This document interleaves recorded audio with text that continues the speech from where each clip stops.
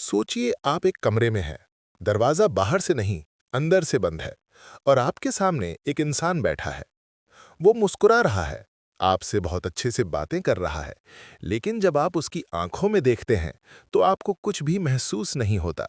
न खुशी, न दुख, न कोई अफसोस, सिर्फ एक ठंडा गहरा खालीपन। जैसे किसी शिकारी की आंखें जो अपने शिकार को देख रही हों। और वो आपको अगर जिंदा और कच्चा ही निगल जाए, तो क्या आप यकीन करेंगे कि दुनिया में ऐसे दिमाग भी मौजूद हैं जिनके लिए अच्छाई, बुराई या भगवान सिर्फ बच्चों की कहानियां हैं, जो किसी की जान लेने के बाद रात को वैसे ही आराम से सोते हैं जैसे हम और आप एक सामान्य दिन के बाद सोते हैं। हम सब ऐसे लोगों से दूर भागते हैं, अखबार में इनके बारे में पढ़ते हैं और डर कर पन्ना पलट देते हैं। लेकिन एक इंसान था जिसने अपनी जिंदगी इसी अंधेरे को समझने में लगा दी। Author Christopher बेरेडी। वो उन खूंखार दरिंदों के ठीक सामने बैठे, उनकी आंखों में आंखें डालकर उनसे बातें की। उन्होंने वो सवाल पूछे जिन्हें पूछने की हिम्मत किसी में नहीं थी, और उन्हें जो जवाब मिले वो किसी भी हॉरर फिल्म की कहानी से ज्यादा डरावने थे। ये ऑडियो बुक आपको सिर्फ जुर्म की कहानियां नहीं सुनाएगी, ये आपको इंसानी दिमाग के उस सबसे काले कोने में ले जाएगी जहां झांकने की हिम्मत भी कोई नहीं करता। वेलकम टू किताबी कास्ट, आपके अपने हिंदी ऑडियो बुक चैनल में। चलिए चैप्टर 1 पर चलते हैं। चैप्टर 1, नकाब के पीछे का चेहरा। क्रिस्टोफर बैरिडी कहते हैं कि हम सब ने साइकोपैथ शब्द सुना है, अक्सर फिल्मों में या किसी कहानी में। एक ऐसा इंसान जिसकी आंखों में कोई इमोशन नहीं होता, जो किसी को भी धोखा दे सकता है बिना किसी अफसोस के, बिना किसी पछतावे के। लेकिन असल जिंदगी में ये इतने साफ साफ दिखाई नहीं देते। वो हमारे बीच ही रहते हैं और उन्होंने एक नकाब पहना होता है, नॉर्मल दिखने का नकाब। वो मुस्कुराते हैं, हंसते हैं, आपकी तारीफ करते हैं, और आप कभी जान भी नहीं पाते कि उस मुस्कुराहट के पीछे का दिमाग कितना ठंडा और बेरहम है। एग्जाम्पल, सोचिए आपके ऑफिस में एक नया सहयोगी आता है। वो बहुत चार्मिंग है, सबसे अच्छे से बात करता है, सबकी मदद करता है, और कुछ ही हफ्तों में वो सबका पसंदीदा बन जाता है। वो आपके पास आता है, आपकी प्रॉब्लम सुनता है, और आपको लगता है कि एक अच्छा दोस्त मिल गया है। फिर एक दिन आपको पता चलता है कि उसने आपकी सारी बातें, आपके सारे सीक्रेट्स अपने फायदे के लिए इस्तेमाल कर लिए हैं। और जब आप उससे सवाल करते हैं तो वो आपको ऐसे देखता है जैसे कुछ हुआ ही नहीं। ये साइकोपैथ की सबसे बड़ी पहचान है, मैनिपुलेशन, यानी दूसरों को अपने इशारों पर नचाना। उनके लिए लोग शतरंज के मोहरों जैसे होते हैं। वो आपको इस्तेमाल करते हैं, और जब उनका काम निकल जाता है तो वो आपको अपनी जिंदगी से ऐसे निकाल फेंकते हैं जैसे कोई टूटी हुई चीज हो। उन्हें कोई फर्क नहीं पड़ता कि आपको कितना दर्द हुआ। इस किताब में ऑथर हमें यही समझाते हैं कि एक साइकोपैथ और एक आम इंसान में सबसे बड़ा फर्क एम्पैथी का होता है, यानी दूसरों के दर्द को महसूस करने की एबिलिटी का। हम किसी को तकलीफ में देखते हैं तो हमें बुरा लगता है, लेकिन एक साइकोपैथ अब कुछ भी महसूस नहीं होता। उनका दिमाग भावनाओं को समझता नहीं, सिर्फ उनकी नकल करता है, और यही बात उन्हें दुनिया का सबसे खतरनाक शिकारी बनाती है। चैप्टर 2, जहर भरी बातें। ऑथर कहते हैं कि एक साइकोपैथ का सबसे बड़ा हथियार कोई चाकू या बंदूक नहीं होता, उनका सबसे खतरनाक हथियार है उनकी जुबान। वो बातों का ऐसा जाल बुनते हैं कि आप उसमें फंसते चले जाते हैं, और आपको पता भी नहीं चलता कि आप कब उनके गुलाम बन गए हैं। वो आपकी सबसे गहरी इनसिक्योरिटीज ढूंढ निकालते हैं, आपकी कमजोरियों को पहचान लेते हैं, और फिर उन्हीं का इस्तेमाल आपके खिलाफ करते हैं। वो आपको पहले तो आसमान पर बिठाएंगे, आपको महसूस कराएंगे कि आप दुनिया के सबसे खास इंसान हैं, और फिर धीरे धीरे वो आपको तोड़ना शुरू करेंगे, जब तक कि आपका खुद पर से विश्वास ही न उठ जाए। एग्जाम्पल, एक लड़की एक लड़के से मिलती है जो बेहद आकर्षक और देखभाल करने वाला लगता है। शुरू में वो उसकी हर बात मानता है, उसे तोहफे देता है। वो कहता है, तुमसे पहले मेरी जिंदगी में कोई नहीं था। लेकिन कुछ समय बाद वो उसे उसके दोस्तों से दूर करने लगता है। वो कहता है, तुम्हारे दोस्त तुम पर बुरा असर डालते हैं। धीरे धीरे वो उसके कपड़ों पर, उसके काम पर, हर चीज पर सवाल उठाने लगता है। वो लड़की कंफ्यूज हो जाती है, उसे लगता है कि सारी गलती उसी की है। वो ये नहीं समझ पाती कि उसे इमोशनली अब्यूज किया जा रहा है। इस टेक्निक को गैसलाइटिंग कहते हैं। ये एक दिमागी खेल है जिसमें साइकोपैथ आपको ये यकीन दिला देता है कि जो आप देख रहे हैं या महसूस कर रहे हैं वो सच नहीं है। वो आपकी रियलिटी को ही बदल देता है। ये इतना धीरे धीरे और चालाकी से होता है कि शिकार को खुद पर ही शक होने लगता है।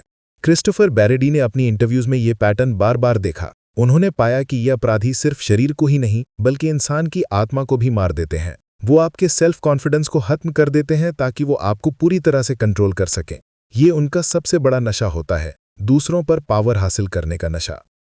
चैप्टर 3, गुनाह जिसमें कोई पछतावा नहीं। एक आम इंसान जब कुछ गलत करता है तो उसे अंदर से एक आवाज आती है, अफसोस की आवाज, पछतावे की आवाज। इसे हम ज़मीर या कॉन्शियंस कहते हैं। यही हमें सही और गलत के बीच का फर्क सिखाती है। लेकिन एक साइकोपैथ के दिमाग में ये आवाज होती ही नहीं है। उनके लिए भावनाएं सिर्फ एक भाषा है जिसे वो बोलना सीख गए हैं, पर महसूस करना नहीं। वो सॉरी बोल सकते हैं, आंसू दिखा सकते हैं, लेकिन उनके अंदर कुछ भी महसूस नहीं होता। क्रिस्टोफर बैरडी कहते हैं कि उनके सालों के अनुभव में यही बात उन्हें सबसे ज्यादा डराती थी। किसी के किए हुए जुल्म नहीं, बल्कि उन जुल्मों के बाद की खामोशी। Example, author Kenneth Allen McDuff नाम के एक सीरियल किलर से हुई बातचीत को याद करते हैं। जब मैकडफ से उसकी बर्बर हत्याओं के बारे में पूछा गया तो उसने अपने किए गए कामों को ऐसे बताया जैसे वो ग्रोसरी लिस्ट पढ़ रहा हो। उसकी आवाज में कोई दुख, कोई शर्म, कोई पछतावा नहीं था। वो बस घटनाओं को एक के बाद एक सुना रहा था। ऑथर को ऐसा महसूस हुआ जैसे वो किसी इंसान से नहीं, बल्कि एक खाली खोल से बात कर रहे हों। ये कोई एक्टिंग नहीं होती। वैज्ञानिक मानते हैं कि साइकोपैथ का दिमाग आम इंसानों के दिमाग से अलग बना होता है। उनके दिमाग का वो हिस्सा जो एम्पैथी और गिल्ट जैसी भावनाओं को प्रोसेस करता है, वो या तो बहुत कमजोर होता है या काम ही नहीं करता। इसीलिए वो कभी भी अपने शिकार का दर्द महसूस नहीं कर पाते। उनके लिए दुनिया एक वीडियो गेम की तरह है। लोग सिर्फ कैरेक्टर्स हैं जिन्हें वो अपने मकसद के लिए इस्तेमाल करते हैं, और जब वो कैरेक्टर उनके किसी काम का नहीं रहता तो वो उसे डिलीट कर देते हैं, बिना एक पल भी सोचे, बिना किसी अफसोस के। ये ठंडक, ये खालीपन, यही एक असली साइकोपैथ की निशानी है। चैप्टर 4, साइकोपैथ और वहशी का फर्क। हम अक्सर साइकोपैथ और वहशी शब्दों को एक ही तरह के इंसान के लिए इस्तेमाल करते हैं, लेकिन क्रिस्टोफर बैरडी अपनी किताब में बताते हैं कि इन दोनों में एक बहुत बड़ा और जरूरी फर्क है। हर वहशी साइकोपैथ नहीं होता, और हर साइकोपैथ वहशी तरीके से जुर्म नहीं करता। एक साइकोपैथ कैलकुलेटिव होता है। वो सोच समझकर अपना शिकार करता है। वो बहुत सफाई से काम करता है ताकि पकड़ा ना जाए। उसका मकसद अक्सर कंट्रोल, पावर या पैसा होता है। वो अपने शिकार को एक खिलौने की तरह देखता है, जैसे डॉक्टर हैरोल्ड शिपमैन, जो एक डॉक्टर था और सालों तक चुपचाप अपने मरीजों को जहर देकर मारता रहा। एग्जाम्पल, सोचिए एक शिकारी जंगल में है। एक शिकारी साइकोपैथ वो है जो जाल बिछाता है, सही मौके का इंतजार करता है और चुपचाप अपने शिकार को पकड़ लेता है। दूसरा शिकारी वहशी वो है जो सामने से हमला करता है और गुस्से में अपने शिकार को चीर फाड़ देता है। दोनों का नतीजा एक ही है, मौत, लेकिन दोनों का तरीका और दिमाग बिल्कुल अलग है। दूसरी तरफ एक वहशी इंसान अक्सर गुस्से या इम्पल्स में आकर जुर्म करता है। उसके हमलों में एक बर्बरता, एक गुस्सा दिखाई देता है। वो अपने शिकार को कंट्रोल नहीं करना चाहता, बल्कि उसे तबाह कर देना चाहता है। उसके जुर्म का तरीका बेहद बिखरा हुआ और हिंसक होता है। वो कोई प्लान नहीं बनाता, बस अपनी हवस या गुस्से को बाहर निकालता है। ऑथर के मुताबिक साइकोपैथ समाज के लिए ज्यादा खतरनाक है, क्योंकि वो एक नकाब पहने हमारे बीच छिपा रहता है और आप उसे कभी पहचान नहीं सकते। एक वहशी को आप शायद उसकी हरकतों से पहचान लें, लेकिन एक साइकोपैथ तो आपका सबसे अच्छा दोस्त भी हो सकता है, और आपको पता भी नहीं चलेगा जब तक बहुत देर न हो जाए। चैप्टर 5, अंधेरे की शुरुआत। एक सवाल हमेशा पूछा जाता है कि ये दरिंदे ऐसे पैदा होते हैं या दुनिया उन्हें ऐसा बना देती है। ये उनके खून में होता है या उनके बचपन के हालात उन्हें शैतान बनाते हैं। कई किलर्स की कहानियों में एक बात कॉमन है, एक दर्दनाक बचपन। एब्यूज और नेग्लेक्ट उनके अंदर की भावनाओं को मार देता है। वो सीखते हैं कि जिंदा रहने के लिए शिकारी बनना जरूरी है। एग्जाम्पल, एलिन वर्नोस एक महिला सीरियल किलर थी। उसके बचपन में उसे हर तरह का एब्यूज सहना पड़ा। इस दर्द ने उसके अंदर दुनिया के लिए एक गहरी नफरत भर दी। वो हत्याएं सिर्फ लूटने के लिए नहीं करती थी, बल्कि वो अपने अंदर के गुस्से का बदला ले रही थी। लेकिन हर टूटे बचपन का बच्चा किलर नहीं बनता। कुछ लोगों के दिमाग में पहले से ही एम्पैथी की कमी होती है। ये एक जेनेटिक झुकाव हो सकता है। तो जवाब शायद बीच में है। एक दिमाग जिसमें भावनाओं की कमी है, और जब उसे एक दर्दनाक बचपन मिलता है तो एक राक्षस पैदा होता है। जीन्स बंदूक भरते हैं, पर ट्रिगर हालात दबाते हैं। चैप्टर 6, जब शिकारी एक औरत हो। जब हम सीरियल किलर सोचते हैं तो दिमाग में एक मर्द की तस्वीर आती है, लेकिन औरतें भी उतनी ही बेरहम हो सकती हैं, बस उनका तरीका अलग होता है। वो ताकत का नहीं, भरोसे का इस्तेमाल करती हैं। वो एक माँ, नर्स या पत्नी के नकाब के पीछे छिपती हैं। कोई उन पर शक नहीं करता और वो चुपचाप अपना काम करती रहती हैं। एग्जाम्पल, मेलेनी मैगवायर एक पढ़ी लिखी नर्स और माँ थी। बाहर से उसकी जिंदगी परफेक्ट लगती थी, लेकिन उसने अपने पति की हत्या की, उसके शरीर के टुकड़े किए और उन्हें सूटकेसों में भरकर फेंक दिया। किसी को यकीन नहीं हुआ कि वो ऐसा कर सकती है। उनके मकसद भी अलग होते हैं। मर्द पावर के लिए मारते हैं, औरतें अक्सर पैसों के लिए या बुरे रिश्ते से बाहर निकलने के लिए। वो ब्लैक विडोज होती हैं जो भरोसे का शिकार करती हैं। ये हमें याद दिलाता है कि शैतान का कोई जेंडर नहीं होता। अंधेरा किसी भी नकाब के पीछे छिपा हो सकता है, और सबसे खतरनाक वो होता है जिस पर आप सबसे ज्यादा भरोसा करते हैं। चैप्टर 7 झूठ का जाल। एक साइकोपैथ की पूरी दुनिया एक ही चीज पर टिकी होती है, झूठ। वो सिर्फ झूठ बोलते नहीं, वो झूठ को जीते हैं। उनके लिए सच और झूठ में कोई फर्क नहीं होता। वो इतनी आसानी से झूठ बोलते हैं कि आप सच पर ही शक करने लगते हैं। झूठ बोलना उनके लिए सांस लेने जैसा है। एग्जाम्पल, जॉन रॉबिन्सन इंटरनेट का पहला सीरियल किलर था। वो खुद को अमीर बिजनेसमैन बताकर महिलाओं को अपने जाल में फंसाता था। वो उन्हें सपनों की दुनिया दिखाता और फिर वो महिलाएं हमेशा के लिए गायब हो जाती थीं। उसने सालों तक ये झूठ का खेल खेला और किसी को शक तक नहीं हुआ। वो सिर्फ दूसरों से नहीं, खुद से भी झूठ बोलते हैं। वो अपने दिमाग में खुद को एक महान इंसान समझते हैं। इस झूठ के सहारे ही वो बिना अफसोस के जी पाते हैं। ऑथर कहते हैं कि उनसे बात करते हुए सच और झूठ को अलग करना नामुमकिन था। वो आपको वही सुनाते थे जो आप सुनना चाहते हैं, और यही उनकी सबसे बड़ी ताकत है। चैप्टर 8 मौत के साथ एक मुलाकात। क्रिस्टोफर बैरेडी सिर्फ एक लेखक नहीं है, वो उस अंधेरे के बेहद करीब गए हैं जिससे हम सब दूर भागते हैं। वो दुनिया के सबसे खतरनाक कैदियों के सामने बैठे। वो बताते हैं कि उन कमरों में एक अजीब सी ठंडक होती थी। जब आप एक किलर की आंखों में देखते हैं तो आपको वो खालीपन साफ दिखता है, कोई भावना नहीं, बस एक शिकारी की नज़र। एग्जाम्पल, वो माइकल ब्रूस रॉस के साथ अपनी मुलाकात को याद करते हैं।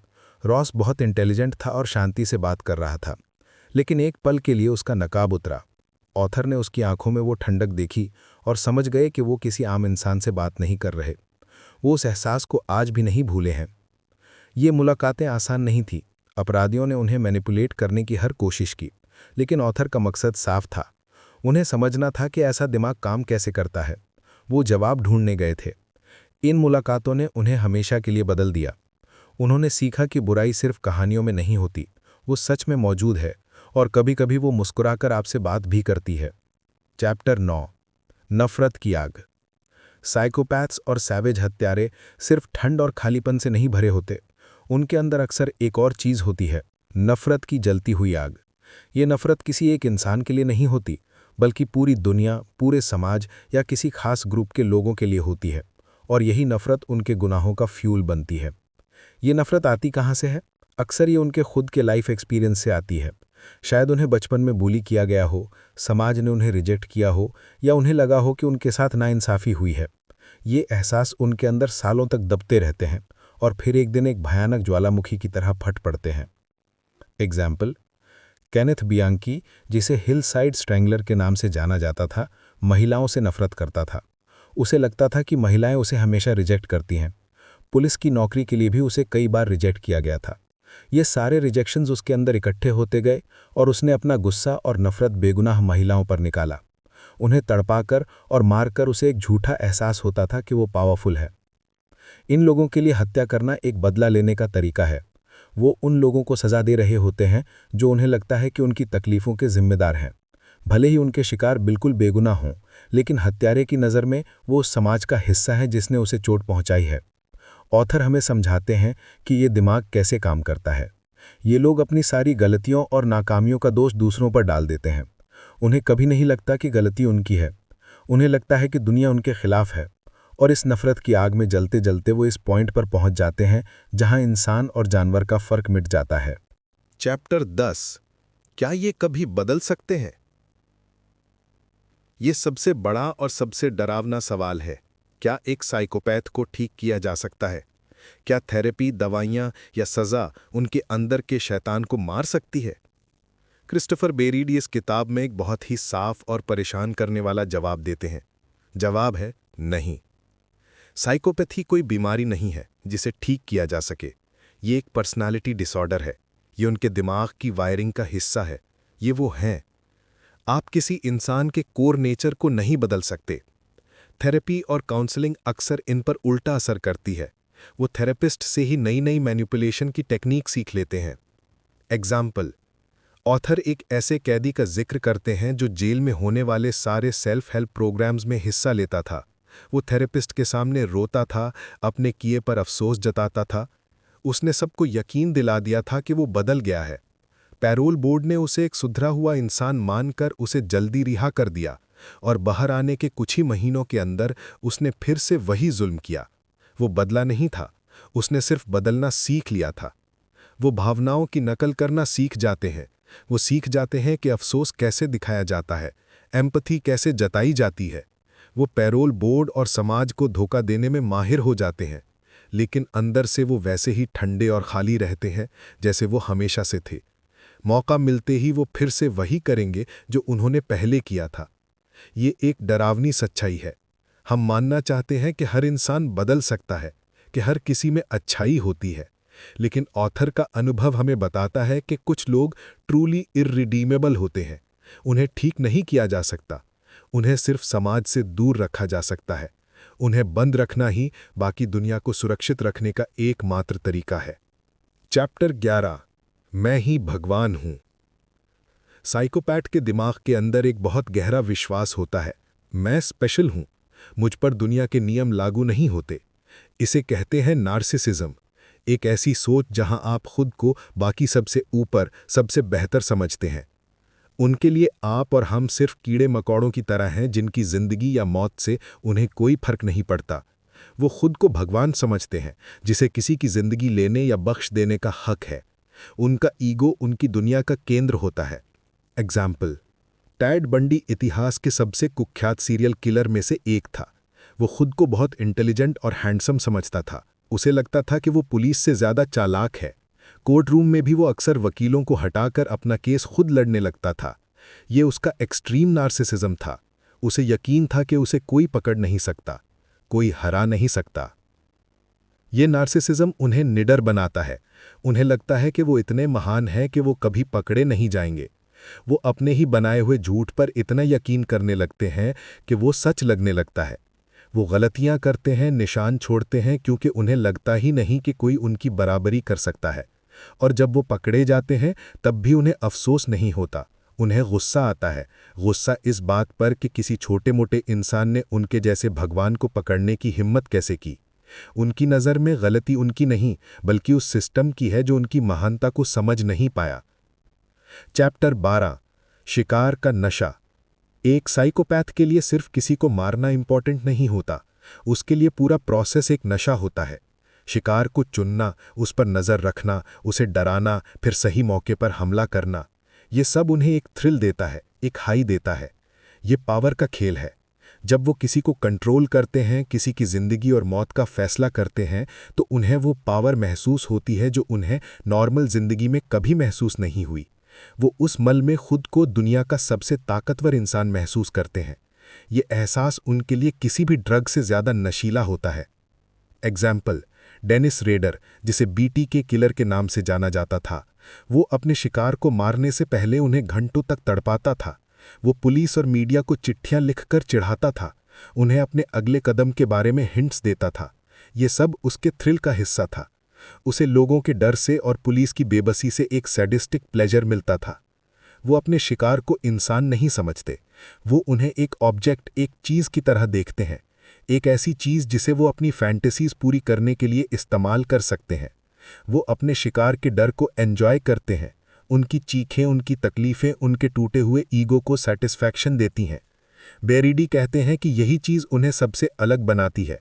एक आम इंसान गुस्से में या बदला लेने के लिए मार सकता है, लेकिन एक साइकोपैथ सिर्फ मज़े के लिए, थ्रिल के लिए मारता है। ये कोई मजबूरी नहीं, ये उनका शौक है, उनका नशा है, और नशेड़ी की तरह वो इस नशे के बिना जी नहीं सकते। चैप्टर 13, समझदारी का नकाब। साइकोपैथ्स की सबसे बड़ी ताकत क्या है? उनकी चालाकी, उनकी क्रूरता नहीं, उनकी सबसे बड़ी ताकत है उनका नॉर्मल दिखना। ऑथर इसे मास्क ऑफ सैनिटी कहते हैं। समझदार और नॉर्मल इंसान होने का नकाब। वो आपके पड़ोसी हो सकते हैं, आपके साथ काम करने वाले हो सकते हैं, या आपके परिवार का हिस्सा भी। वो हंसते हैं, मजाक करते हैं, सोशल इवेंट्स में जाते हैं। वो एक ऐसी परफेक्ट जिंदगी जीते हैं कि कोई उन पर उंगली भी नहीं उठा सकता। एग्जाम्पल, जॉन वैन गेसी, जो बच्चों के जन्मदिन पर पोगो द क्लोन बनकर उनका मनोरंजन करता था, वो एक सफल व्यवसायी था और कम्युनिटी में बहुत एक्टिव था। कोई सोच भी नहीं सकता था कि इस हंसते खेलते क्लोन के नकाब के पीछे एक राक्षस छिपा है जिसने 30 से ज्यादा लड़कों की जान ली थी। ये नकाब उन्हें सालों तक बचाता है। ये उनका कैमोफ्लाज है जो उन्हें शिकारियों की भीड़ में छिपाए रखता है। वो जानते हैं कि नॉर्मल कैसे दिखना है और वो इस कला में माहिर होते हैं। और यही सबसे डरावनी बात है, राक्षस हमेशा सींग और पूंछ के साथ नहीं आते। कभी कभी वो एक फ्रेंडली मुस्कान और एक मददगार हाथ के साथ आते हैं। और जब तक आपको नकाब के पीछे का असली चेहरा दिखता है, तब तक बहुत देर हो चुकी होती है। चैप्टर 14, कौन बनता है उनका शिकार। साइकोपैथ अपने शिकार को कैसे चुनते हैं? क्या ये रैंडम होता है? नहीं। शिकारी हमेशा कमजोर शिकार को ढूंढता है, और इंसानी दुनिया में कमजोरी का मतलब अक्सर वल्नरेबिलिटी होता है। वो ऐसे लोगों को टारगेट करते हैं जो अकेले हैं, परेशान हैं या किसी पर आसानी से भरोसा कर लेते हैं। वो आपकी दयालुता को आपकी कमजोरी समझते हैं, और वो जानते हैं कि ऐसे इंसान को मैनिपुलेट करना बहुत आसान होता है। एग्जाम्पल, सोचिए एक लड़की है जो अभी अभी एक नए शहर में आई है। वो अकेली है, उसके ज्यादा दोस्त नहीं है। एक लड़का उससे मिलता है। वो बहुत केयरिंग और हेल्पफुल है। लड़की को लगता है कि उसे एक सहारा मिल गया है। वो ये नहीं देख पाती कि ये सब एक जाल है जो शिकारी ने खास उसी के लिए बिछाया है। साइकोपैथ में एक अजीब एबिलिटी होती है। वो इंसान की वल्नरेबिलिटी को दूर से ही सूंघ लेते हैं, जैसे एक शार्क पानी में खून की एक बूंद को महसूस कर लेती है। वो आपकी बॉडी लैंग्वेज से समझ जाते हैं कि आप एक आसान टारगेट हैं। गलती शिकार की नहीं होती, हमेशा शिकारी की ही होती है। लेकिन ये समझना जरूरी है कि वो कैसे सोचते हैं। अपनी सेफ्टी के लिए हमें ये जानना जरूरी है कि कौन सी बातें हमें उनकी नज़रों में एक आसान शिकार बना सकती हैं। चैप्टर 15, यादों का खजाना। कई सीरियल किलर की एक अजीब आदत होती है। वो अपने शिकार की कोई चीज़ अपने पास रख लेते हैं। एक घड़ी, एक लॉकेट या कोई गहना। इन चीज़ों को ट्रॉफीज कहा जाता है। ये ट्रॉफियां सिर्फ चीज़ें नहीं होती, ये उनकी जीत की निशानी होती हैं। ये उन्हें उस पल को फिर से जीने का मौका देती हैं जब वो भगवान बने थे। एग्जाम्पल, जेफरी डामर अपने शिकार के शरीर के हिस्से अपने फ्रिज में रखता था। वो ऐसा इसलिए करता था क्योंकि वो नहीं चाहता था कि उसके शिकार उसे छोड़कर जाएं। वो उन हिस्सों को देखकर खुद को कम अकेला महसूस करता था। ये उसके दिमाग की एक्सट्रीम सिकनेस को दिखाता है। ये ट्रॉफीज उनके ईगो को भी फीड करती हैं। ये उन्हें याद दिलाती हैं कि वो कितने चालाक हैं कि वो पकड़े नहीं गए। ये उनके अंधेरे का पर्सनल म्यूजियम होता है, और अक्सर यही चीज़ें पुलिस के लिए सबसे बड़ा सबूत बन जाती हैं। ये चीज़ें मरे हुए इंसान की आखिरी आवाज़ बन जाती हैं। एक छोटी सी ट्रॉफी एक हत्यारे को उसके अनगिनत जुर्मों से जोड़ सकती है। ये याद दिलाती है कि जुर्म कभी भी परफेक्ट नहीं होता। चैप्टर 16, जिसे डर नहीं लगता। हम सब डरते हैं, सज़ा से, पकड़े जाने से। ये डर ही है जो हमें गलत काम करने से रोकता है। लेकिन एक साइकोपैथ के दिमाग में ये डर वाला स्विच होता ही नहीं है। उन्हें कॉन्सिक्वेंसेस की परवाह नहीं होती। वो उस पल में जीते हैं। उन्हें लगता है कि वो इतने स्पेशल हैं कि उन्हें कुछ नहीं होगा। ये बहादुरी नहीं है, ये उनके दिमाग की एक कमी है। एग्जाम्पल, सोचिए एक चोर जो बैंक लूटने जाता है। एक आम चोर नकाब पहनेगा, पहचाने लाने से डरेगा। लेकिन एक साइकोपैथ चोर शायद बिना नकाब के सीसीटीवी कैमरे में देखकर मुस्कुराएगा, क्योंकि उसके लिए ये भी एक गेम है। ये निडरता ही उन्हें ऐसे ऐसे जुर्म करने की हिम्मत देती है जिसके बारे में हम सोच भी नहीं सकते। जब डर की दीवार ही नहीं है, तो क्रूरता की कोई सीमा भी नहीं रहती। ऑथर कहते हैं कि जब आप किसी ऐसे इंसान से बात करते हैं जिसे किसी चीज़ का डर नहीं, तो आप जानते हैं कि आप किसी आम अपराधी से बात नहीं कर रहे।